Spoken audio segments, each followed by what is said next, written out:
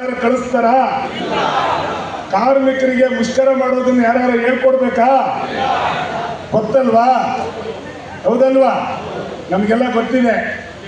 ಕಾರ್ಮಿಕರು ಅಂತೇಳಿ ಯಾವಾಗ ನಾವು ಕೆಲಸಕ್ಕೆ ಸೇರ್ತೀವೋ ಅವತ್ತಿಂದಲೇ ನಾವು ಈಜಾಡೋದು ಕಲಿತೀವಿ, ಮುಷ್ಕರ ಮಾಡೋದು ಕಲಿತೀವಿ ಕಾರ್ಮಿಕ ವರ್ಗದ ವಿರುದ್ಧ.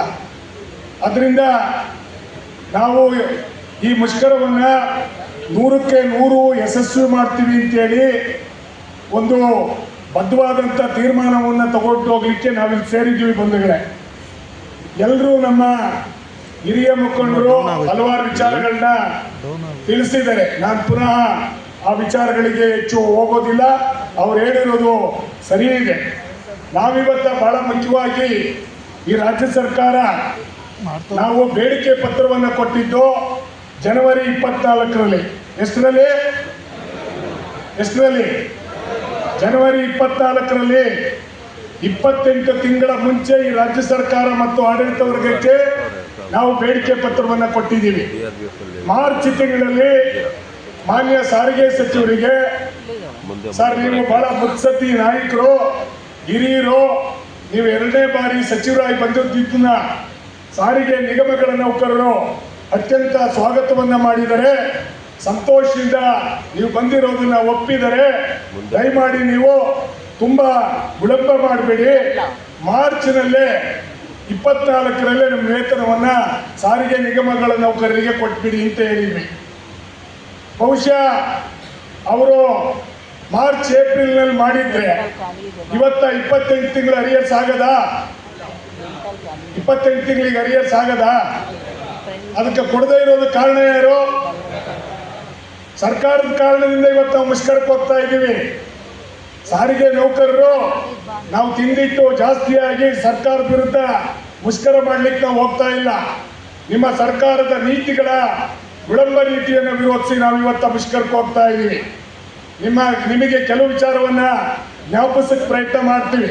ಯಾಕೆಂದ್ರೆ ನಾವು ಶಕ್ತಿ ಯೋಜನೆ ಬಂದ ನಂತರ ಮನೆಯಲ್ಲಿ ಮಕ್ಕಳು ಹೆಂಡ್ತಿರನ್ನೇ ಮರೆತು ಕೆಲಸ ಮಾಡುವಂಥ ಪರಿಸ್ಥಿತಿ, ಗಾಬರಿ ಬಂದ್ಬಿಟ್ಟಿರ್ತೀವಿ. ಹೌದಲ್ವಾ? ಯಾಕಂದ್ರೆ ಅಷ್ಟು ಶ್ರಮ ಇದೆ ನೌಕರರಿಗೆ. ಮಾನ್ಯ ಸಾರಿಗೆ ಸಚಿವರು ಅಧಿಕಾರಕ್ಕೆ ಬಂದಂತ ಆರಂಭದಲ್ಲಿ TV9 ಮಾಧ್ಯಮದವರು ಅವ್ರನ್ನೊಂದು ಸಂದರ್ಶನ ಮಾಡಿದ್ರು. ಜ್ಞಾಪಕ ಇದೆಯಾ ನಿಮಗೆಲ್ಲ? ಜ್ಞಾಪಕ ಇದೆಯಾ?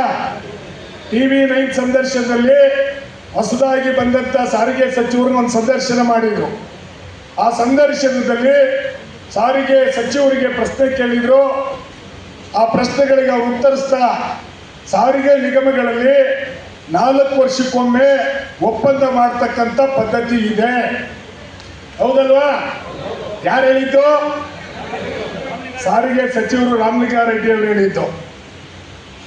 ಕಾರ್ಮಿಕ ಸಂಘಟನೆಗಳಿದ್ದಾವೆ, ಮಾತುಕತೆ ಕರಿತೀವಿ, ಅವ್ರು ಸ್ವಲ್ಪ ಜಾಸ್ತಿ ಕೇಳ್ತಾರೆ, ನಾವು ಸ್ವಲ್ಪ ಕಡಿಮೆ ಕೊಡ್ತೀವಿ ಅಂತೀವಿ. ನಮ್ಮಿಬ್ಬರಲ್ಲಿ ಒಂದು ನೆಗೋಷಿಯೇಟ್ ಮಾಡಿ ಬೋರ್ಡ್ ಮುಂದೆ ಅಪ್ರೂವಲ್ ಇಟ್ಟು ನಾವು ಸಾರಿಗೆ ನಿಗಮಗಳ ನೌಕರರಿಗೆ ವೇತನ ಜಾರಿ ಮಾಡುವ ಪದ್ಧತಿ ಇದೆ ಅಂತ ಹೇಳಿದ್ರು. ಹೌದಾ? ಹೌದಲ್ವಾ? ಮಾತನಾಡಿ. ಇವತ್ತು ಆ ಪ್ರಶ್ನೆ ಕೇಳ್ಬೇಕು. ನಾವು ಕೇಳ್ಬೇಕಾ ಬೇಡ್ದು? ನೀವು ಬೋರ್ಡಲ್ಲಿ ಇಟ್ಟು ಅಪ್ರೂವಲ್ ಮಾಡಿ ನಮ್ಮ ಜೊತೆ ಮಾತಾಡಿ ಕೊಡ್ತೀವಿ ಅಂತ ಹೇಳಿದ್ದನ್ನ ಈಗ ಹೇಗೆ ಏಕಪಕ್ಷೀಯವಾಗಿ ಜಾರಿ ಮಾಡಿದ್ದೀರಾ ಅಂತಕ್ಕಂಥದ್ದನ್ನ ನಾವು ಪ್ರಶ್ನೆ ಮಾಡಬೇಕೋ ಬೇಡವೋ? ಯಾಕೆ ಏಕಪಕ್ಷೀಯ ಜಾರಿ ಮಾಡ್ತಾರೆ?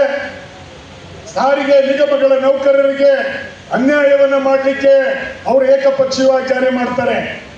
ಒಳ್ಳೇದು ಮಾಡ್ಲಿಕ್ಕೆ ಮಾಡಿ 25% 1/1/24ರಿಂದ ಮಾಡಿ ಏಕಪಕ್ಷೀಯ ಒಪ್ಪಂದ ಮಾಡ್ತೀರಾ? ಮಾಡಿಬಿಡಿ. ನಾವು ಇಲ್ಲೇ ಹೂನಾರ ತಗೊಂಡೋಗಿ ಮಾನ್ಯ ಮುಖ್ಯಮಂತ್ರಿಗಳಿಗೆ, ಮಾನ್ಯ ಸಾರಿಗೆ ಸಚಿವರು ಹಾಕಿ ಬರೋಣ. ಹೌದಲ್ವಾ? ಏಕಪಕ್ಷೀಯ ಯಾಕೆ ಮಾಡ್ತಾರೆ?